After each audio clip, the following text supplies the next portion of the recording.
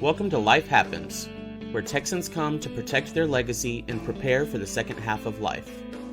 Join your host, attorney Kim Hegwood of Your Legacy Legal Care, and our weekly guest as we navigate the challenges that emerge as life happens. Now here's your host, Kim Hegwood.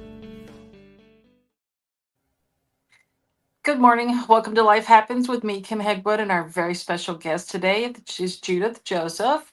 Miss Joseph is with the Texas Occupational Therapy Association. Almost a mouthful, isn't it? It is. so, and and we're going to talk about occupational therapy in real life and how the association, the TOTA, right, and helps Texans thrive at every age. And so kind of some background here, just a little bit for those listeners that are unfamiliar with occupational therapy. How would you describe the roles OTs, occupational therapy play in helping older adults navigate cognitive and physical challenges? So I thank you for having me, and I'm happy to be here and happy to represent occupational therapy. So I would just say occupational therapy is our primary goal with older folks, which would include myself at this point. Is yes, I'm well over 65. So usually what we sort of focus on is making sure that people can continue to participate in their everyday activities. And so we call them ADLs, or activities of daily living. And that's making sure that people can still get themselves bathed, dressed. Can you brush your teeth? Can you wash your face? Can you do those basic things? And then we look at occupation. Can you participate in instrumental activities of daily living, such as meal prep, childcare, maybe caring for a parent, driving, doing those everyday purposeful activities? And so when someone has something that affects their physical abilities, cognitive or mental abilities, we look at the whole person and say, how has this affected their ability to participate or engage in any of these activities? And then what can we do to help them? Either we're going to modify something or make some adjustments or work with that person so that they can participate. So that's usually our basic goal and what we sort of focus on. The thing that I also would like to add is driving and community mobility is another big part of how occupational therapy practitioners help older Texans. A lot of times we always think, oh, it's going to be time to stop driving, but we don't necessarily have a driving cessation plan, right? A lot of us occupational therapy practitioners, some of us are generalists, and some of us, such as myself, had a specialty in driving rehabilitation. So we look at not only can you drive? Do you need to stop driving? Or what can we do to assist you so you can continue? Maybe somebody has a neuropathy in their lower extremities. Maybe they've had an amputation. Maybe they've had a stroke, or maybe they have MS and they're partially paralyzed and there's some limitations. Can you get around on public transportation or ride shares? So we look at those kinds of things. And one thing that people don't always think about that always strikes me is I had a patient years ago, and both of them were in their late 70s. The husband had had an injury or a stroke, and so he was using a wheelchair. But what no one thought about was his wife, who was also 76 or so with rheumatoid arthritis. You gave him a wheelchair, but in order for her to get him into the car in the chair, she had to break it apart with her arthritis. And so, how do we navigate those types of things? And those are things that we look at when I say we have to look at the whole person and all of their life roles. And so another thing that OT helps with is energy conservation, work simplification, joint protection. So it goes into a lot of areas, but we're there for you. And that's great because all those things are very necessary, And so we find that a lot of people need these kind of things. From what I'm familiar with, is usually something has occurred. I Mhm. know when my grandfather had his first stroke, they did a lot of occupational therapy for him, getting him back on his feet and things like that. And so let's kind of switch gears a minute. So, what are Okay. the most common challenges that older adults face at home? And how does TOTA support a therapist in conducting those home evaluations and recommending adaptive equipment? Because you were talking about, here we were talking about earlier, talking about the wheelchair and trying to get stuff in and out of cars, and those aren't light at all. They're not light. And I think I watched one of your podcasts previously, and you had someone talking about home modifications and those sorts of things. So I almost want to answer your question a little bit backwards. Well, one of the things that the OT Association does, along with our academic training, is provide that training for the practitioners. So post schooling, the Occupational Therapy Association, we provide advanced training so that the practitioners, the occupational therapists, and occupational therapy assistants can be more skilled and more proficient in providing the services that we offer. So some of the most common challenges for older adults is like your other client said, I or your interviewee, they said it really takes a team to keep the person at home. So that usually is, I would say, one of the biggest challenges. When something happens, if there's a physical change, a mental change, or cognitive change, how can we keep that person home, or how can they stay in their environment? So is their vision affected? Is their memory affected? Is their mobility affected? And I think the other thing we don't always think about is someone's had an injury, and it might be as simple as a fractured wrist, and now you have to recover from it. But it's not that easy when you get older. It's like you're not, like and boo boo bing bong, I'm done, I'm okay. It can take up to a year just to recover from a simple wrist fracture. And that means your wrist might not hurt anymore, but your finger joints are still very stiff, could be very painful. And that could be limiting you in doing some simple tasks, combing your hair, brushing your teeth, performing your hygiene, putting on jewelry, cooking, cutting. So it's just things like that. So I would say just being able to stay engaged in purposeful activities that are meaningful for us as we age. So let's switch gears a little bit. Yeah. So children with disabilities often struggle to participate, fully in school and social settings. How do occupational therapists help bridge that gap? And what resources does TOTA provide to support this type of work? There's a huge percentage of occupational therapy practitioners, assistants, and occupational therapists that work in school districts. I want to say almost as much as 30% of our profession, people are working in school districts. And so we look at things for those kids. We work with the teachers, making sure that they are having some struggles with positioning and seating. They might even have mobility needs. Some of them have wheelchair needs. And in a lot of cases, some of the kids have wheelchairs that are just there for them at school. And the occupational therapy practitioners will provide instruction and training and even help with the prescription of the chair, making sure they've gotten the right chair, the right size, and what they need. What do they need to do with that mobility device in the school? Can they get in the bathroom, in the classroom? Do they need to participate in band? Do they need to participate in other activities So again, occupational therapy is looking at how these children with some disabilities need to impact or participate in school. Maybe they want to be in the choir. Maybe. And so we look at those things. We look at assistive devices, modifying their devices, or looking at assistive technology. Maybe there's something simple as an iPad that can be adapted and adjusted. So it's really making sure those kids can participate in the classroom and be successful. And even looking at their activities of daily living while they're in school, because how are these kids going to go to the restroom? And looking at those kinds of things.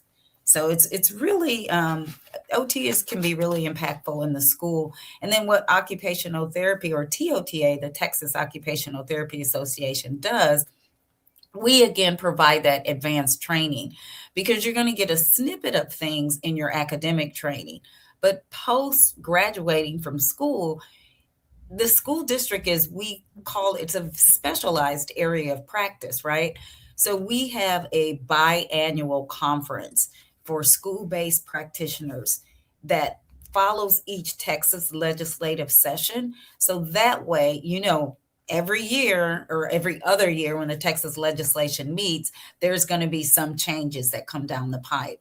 So we like to look at what changes, and we follow those legislative issues during the session that's going to impact the kids in school. There's all these bills that come out from K through 12, and looking at Medicaid and all of those issues, and making sure the practitioners who are working in those school districts are up to date on the latest changes legislatively that they need to do, or how do they need to advocate for those kids in the school systems. Well, I appreciate the fact that you're doing a lot of advocating for those kids in the school district, because that's important. It's very important. So workplace evaluations are becoming more important as people work longer and jobs evolve. What does OT look like for a workplace assessment, and how do these evaluations prevent injury or improve productivity? Okay, that's good.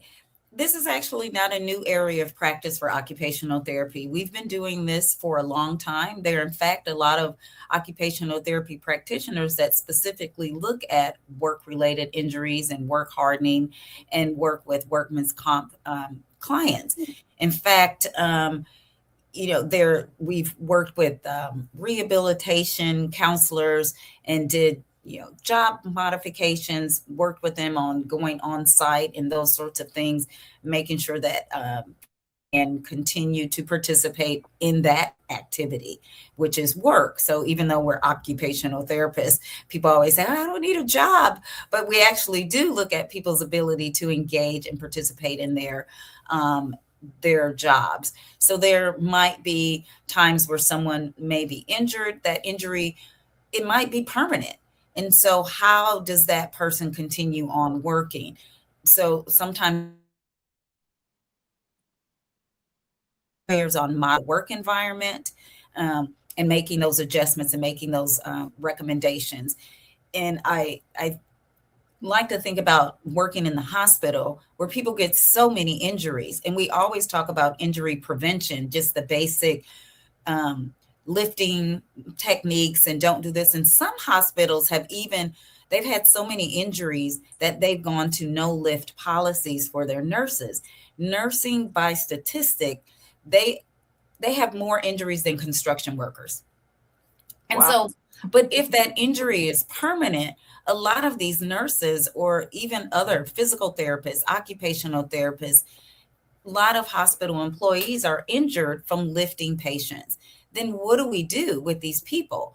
And I would like to have hospitals be more responsible for working with occupational therapy professionals in keeping people employed, because they'll say, oh, you can do light duty, but if you're permanently injured, does this mean you're just permanently unemployable? Or can occupational therapy come in and make suggestions to modify the work environment? It may be coming to work with a wheelchair, which in some people do come to work with their wheelchairs. Their wheelchairs can be specially adapted for raising them up to a higher height, and they can do all sorts of things that keep people employed and allow them to continue to be engaged in their occupation of their jobs, right? And so occupational therapy has really been at the forefront of that for years and decades. We've always done that. And there, like I said, there are a lot of places where occupational therapists are looking at working with injured workers. So TOTA advocates for occupational therapists, occupational therapy assistants, and OT students across Texas. What current legislative or community initiatives are most important for families caring for aging parents or children with disabilities? I will say there's a lot of things going on right now. From obviously the federal level, there's all these different changes of where the Department of Disabilities is going, with the Department of Education, what's going on with Medicare funding, Medicaid funding. There are always some languages in those bills, and in those regulations for reimbursement that can impact whether or not occupational therapy, physical therapy, speech pathology services are reimbursed. And some of the bigger problems is the reimbursement rates. So, you know, they keep lowering, oh, we're going to balance the budget. By balancing the budget, we're going to lower the reimbursement rates that we pay for these services. And so when you do that, then the employers can't always afford to have people on staff to provide these services. And Texas had a real big problem, I would say, back in 2018 when the legislators lowered the reimbursement rate for therapy services so low. A lot of private practice companies and smaller companies had to shut down. They could no longer and so they could no longer afford to stay open. And so what that created was an access to care problem. So what the legislators want to hear, or they don't want to hear, is that their constituents, and especially children and vulnerable people, cannot get the services that they need. They didn't realize what they had done. You created this problem. There's an access to care problem. It's already an access to care problem in rural areas. So when you further decrease the funding rates for Medicaid and Medicare, especially with Texas Medicaid, it was disastrous. And there were all these, I don't know what they thought they were doing, but there were all these moms that started rolling and bringing their children into Austin to say, look what you've done. My child needs services. Some of these kids were on ventilators and, you know, just in real need of services. And without those ongoing therapy, they decline, they get even worse. So that we always have our eye on what's going on with reimbursement and with appropriations, and are they going to limit the services, because we want them to know you're going to affect people's ability to receive care. And so I think that to me is one of the biggest things for aging parents looking at what these bills do. And I know there's been a lot of talk in this Texas Senate, the Senate Committee on Public Health, looking at, caregiver support and trying to find more reimbursement for caregivers. They did some work on that, but they're also looking at hospice care. And I think they were probably about April 7th, there was a memo, a press release from Ken Paxton's office that they were targeting certain areas for Medicaid, looking at Medicaid fraud. And so unfortunately, occupational therapy practitioners was named in hospice. And so again, when they're starting to look at how do we rein in the spending or sort of control the fraud, we want to make sure that they are not eliminating services that are beneficial because of some bad players. So I think it's really important to stay tuned to that. You get bad players in everything, Yes, so absolutely. yeah, definitely.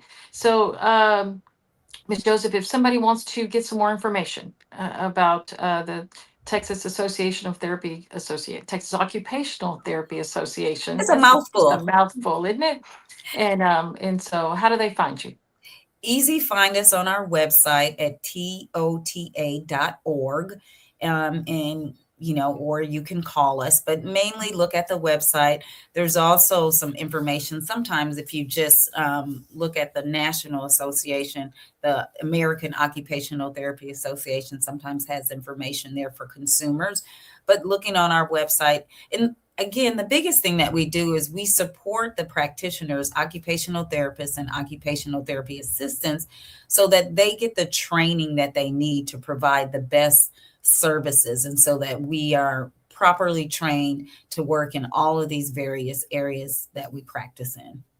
Perfect. Thanks so much for being on the show today, and we My look forward to having you on again soon. Thank you so much. Bye-bye. Thanks for tuning in to this week's episode of Life Happens with Kim Hegwood. Be sure to tune in every Thursday at 10 a.m. wherever you listen to your podcast as we navigate through the challenges that emerge as life happens. The content of this podcast does not establish an attorney-client relationship or constitute attorney-client privilege, legal, medical, financial, or any other professional advice.